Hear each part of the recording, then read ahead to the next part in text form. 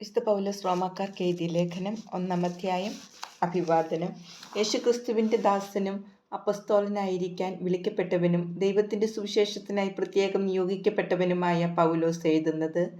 ഈ സുവിശേഷം വിശുദ്ധ ലിഖിതങ്ങളിൽ പ്രവാചകന്മാർ മുഖേന ദൈവം മുൻകൂട്ടി വാഗ്ദാനം ചെയ്തിട്ടുള്ളതാണ്. ഇത് അവിടുത്തെ പുത്രനും നമ്മുടെ കർത്താവുമായ യേശുക്രിസ്തുവിനെ സംബന്ധിച്ചുള്ളതാണ്. അവൻ ജഡപ്രകാരം ദാവീദിൻ്റെ സന്തതിയിൽ നിന്ന് ജനിച്ചവനും മരിച്ചവരിൽ നിന്നുള്ള ഉത്ഥാനം വഴി വിശുദ്ധിയുടെ ആത്മാവിന് ചേർന്ന വിധം ശക്തിയിൽ ദൈവപുത്രനായി നിശ്ചയിക്കപ്പെട്ടവനുമാണ്. അവൻ്റെ നാമത്തെ പ്രതി വിശ്വാസത്തിൻ്റെ വിധേയത്വം സകല ജാതികളുടെ ഇടയിലും ഉളവാകേണ്ടതിന് ഞങ്ങൾ കൃപയും അപ്പസ്തോല സ്ഥാനവും പ്രാപിച്ചിരിക്കുന്നു. യേശുക്രിസ്തുവിൻ്റെ സ്വന്തമാകാൻ വിളിക്കപ്പെട്ടിരിക്കുന്ന നിങ്ങളും അവരിൽ ഉൾപ്പെടുന്നു. ദൈവത്തിൻ്റെ സ്നേഹഭാജനങ്ങളും വിശുദ്ധരാകാൻ വിളിക്കപ്പെട്ടവരുമായി റോമായിലുള്ള നിങ്ങൾക്കെല്ലാവർക്കും നമ്മുടെ പിതാവായ ദൈവത്തിൽ നിന്നും കർത്താവായ യേശുക്രിസ്തുവിൽ നിന്നും കൃപയും സമാധാനവും. റോമ സന്ദർശിക്കാൻ ആഗ്രഹം. നിങ്ങളുടെ വിശ്വാസഭൂമിയിൽ എല്ലായിടത്തും പ്രകീർത്തിക്കപ്പെടുന്നതിനാൽ നിങ്ങൾക്കെല്ലാവർക്കും വേണ്ടി ആദ്യമേ ഞാൻ യേശുക്രിസ്തു വഴി എൻ്റെ ദൈവത്തിന് നന്ദി പറയുന്നു. ഞാൻ നിങ്ങളെ ഇടവിടാതെ പ്രാർത്ഥനയിൽ സ്മരിക്കുന്നു എന്നതിന് അവിടുത്തെ പുത്രനെക്കുറിച്ചുള്ള സുവിശേഷം വഴി ഞാൻ ആത്മനാ ശുശ്രൂഷിക്കുന്ന ദൈവമാണ് എനിക്ക് സാക്ഷി. ദൈവേഷ്ടത്താൽ എങ്ങനെയെങ്കിലും നിങ്ങളുടെ അടുത്ത് വന്നു ചേരാൻ ഇപ്പോഴെങ്കിലും സാധിച്ചിരുന്നെങ്കിൽ എന്ന് ഞാൻ പ്രാർത്ഥിക്കുന്നു. നിങ്ങളെ സ്ഥൈര്യപ്പെടുത്താൻ എന്തെങ്കിലും ആത്മീയ വരം നിങ്ങൾക്ക് നൽകേണ്ടതിന് നിങ്ങളെ കാണാൻ ഞാൻ അതിയായി ആഗ്രഹിക്കുന്നു. എൻ്റെയും നിങ്ങളുടെയും വിശ്വാസം നമ്മെ പരസ്പരം പ്രോത്സാഹിപ്പിക്കുമല്ലോ. സഹോദരരെ, ഇത് നിങ്ങൾ മനസ്സിലാക്കണം. മറ്റ് വിജാതിയുടെ ഇടയിൽ എന്ന പോലെ നിങ്ങളുടെ ഇടയിലും ഫലമുളവാകുന്നതിന് നിങ്ങളുടെ അടുക്കൽ വരാൻ പലപ്പോഴും ഞാൻ ഒരുങ്ങിയതാണ്. എന്നാൽ ഇതുവരെയും എനിക്ക് തടസ്സം നേരിട്ടുകൊണ്ടിരിക്കുകയായിരുന്നു. ഗ്രീക്കുകാരോടും അപരിഷ്കൃതരോടും വിജ്ഞാനികളോടും അജ്ഞന്മാരോടും ഞാൻ കടപ്പെട്ടവനാണ്.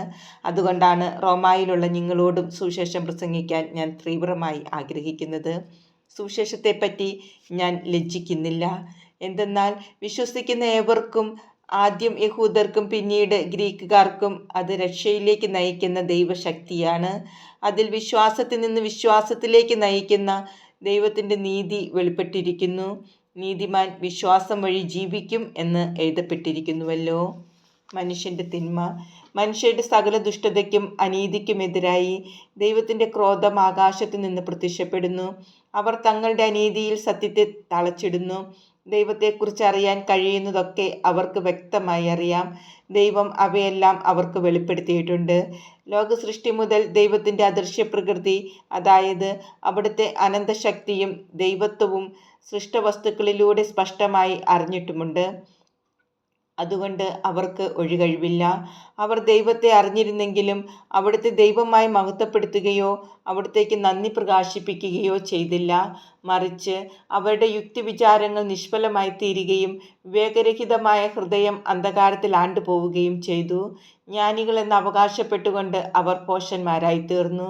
അവർ അനശ്വരനായ ദൈവത്തിൻ്റെ മഹത്വം നശ്വരനായ മനുഷ്യൻ്റെയോ പക്ഷികളുടെയോ മൃഗങ്ങളുടെയോ ഇഴജന്തുക്കളുടെയോ സാദൃശ്യമുള്ള വിഗ്രഹങ്ങൾക്ക് കൈമാറി. അതുകൊണ്ട് ദൈവം അവരെ തങ്ങളുടെ ഭോഗാസക്തികളോടുകൂടെ ശരീരങ്ങൾ പരസ്പരം അപമാനിതമാക്കുന്നതിന് അശുദ്ധിക്ക് വിട്ടുകൊടുത്തു. എന്തെന്നാൽ അവർ ദൈവത്തിൻ്റെ സത്യം ഉപേക്ഷിച്ച് വ്യാജ്യം സ്വീകരിച്ചു. അവർ സൃഷ്ടാവിലുമുപരി സൃഷ്ടിയെ ആരാധിക്കുകയും സേവിക്കുകയും ചെയ്തു. അവിടുന്ന് എന്നേക്കും വാഴ്ത്തപ്പെട്ടവനാണ്. ആമേൻ.